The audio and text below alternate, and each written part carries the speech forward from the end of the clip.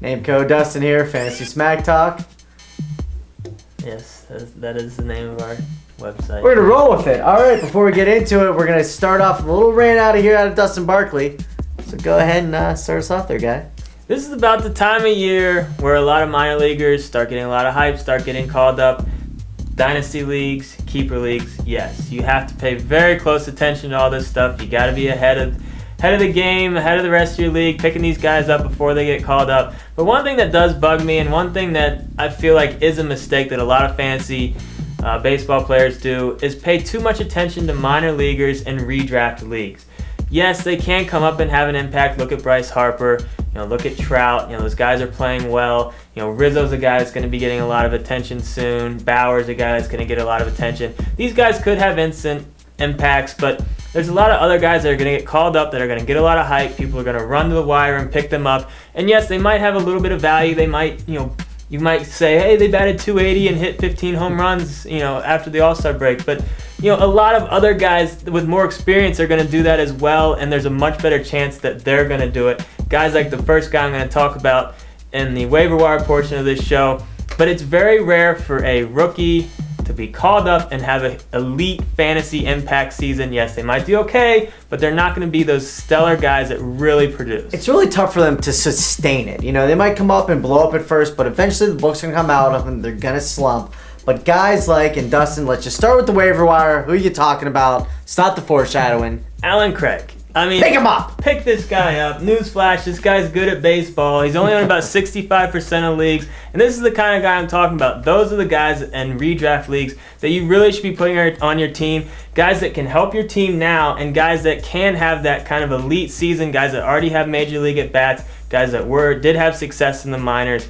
Alan Craig is great at baseball, and he has dual position eligibility. He's great at baseball. Get him up. All right, I'm going to be talking about a reliever, and that's Frieri. And, this guy, since he's been pitching, has been sick. He's got to get picked up in more leagues. Only owned in 60% of leagues right now. And true, Downs is closing some games, but in the last two, Frieri's been getting the saves for him. And you know what? He's more of the saves kind of guy. Gets a lot more Ks. He's had 30 Ks in 14 innings. That's just sick. Go ahead if he's available in your league and you need saves. We truly believe he's going to be the closer from here on out. He should be the man out there. Sure, Downs might get every now and then because he's a lefty and Frieri's a righty. Regardless, though, 6% of leagues, you should be owning a lot more than that at this point.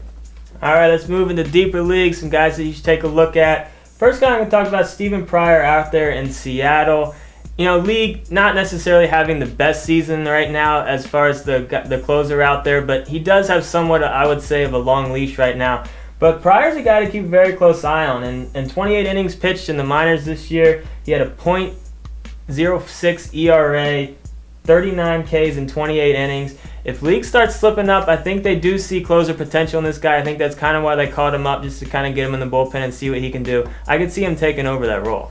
All right, I'm going to talk about two first basemen. I'm going to pair it up for you, and that's Smoke and Goldschmidt, and they're owned in 35% and 65% of leagues respectively. Both these guys in the last 2 weeks have been batting over 300, with Goldschmidt really batting well at 389. They both got nice power, 4 bombs, 5 bombs respectively. If you need any help at first base and these guys are available, these are some guys you should be looking to possibly add. Next guy we're going to talk about is Jordan Pacheco for Colorado. Dual position eligibility, which I really like about this guy, first and third. He's only on 10% of leagues.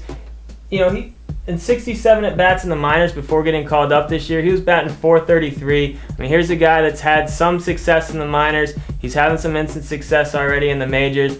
And, these are kind of the guys that I was talking about at the beginning of the show. These guys are worth taking flyers on. But what I was mainly saying is don't pick up a guy and wait him out for a month in a redraft league. But once they get in the majors and they can start having success, pick them up and see if they can hold it out. But like Brent was saying, I don't know if he'll keep this up. They can be streaky, but at this point, why not? He's playing well.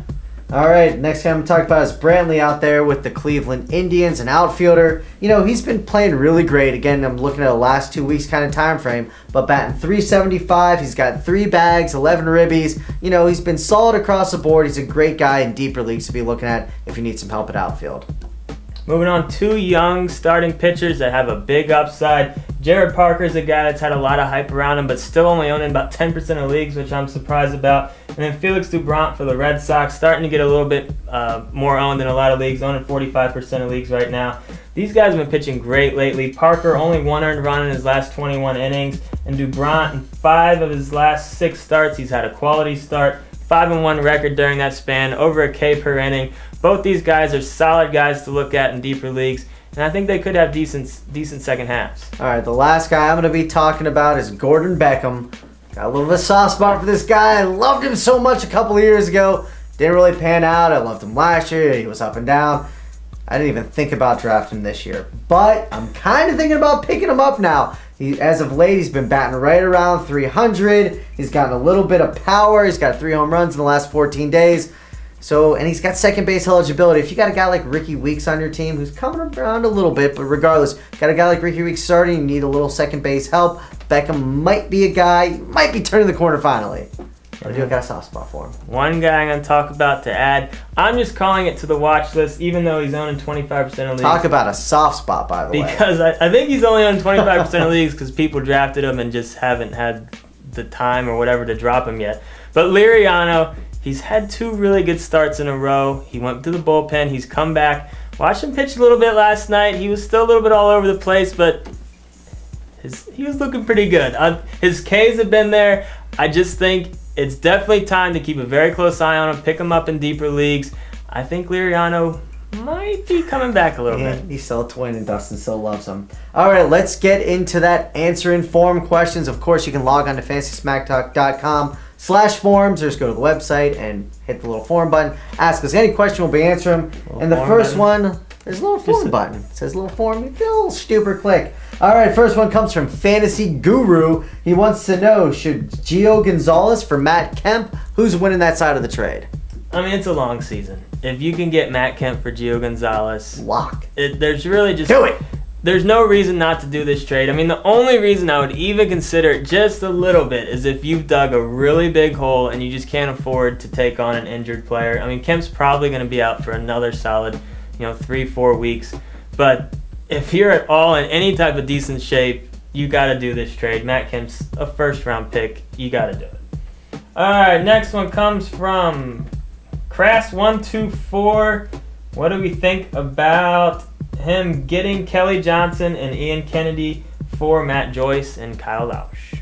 None of these names are super exciting to me, but out of the bunch, I feel that the best player by the end of the year is actually going to be Kennedy. I know he's not pitching great right now, but in terms of this kind of trade, what you got to do is you look to get the best player / best upside in the trade. So I say go ahead, pull the trigger, take Kelly Johnson, take Kennedy, roll the dice with them, and roll with them for the rest of the year.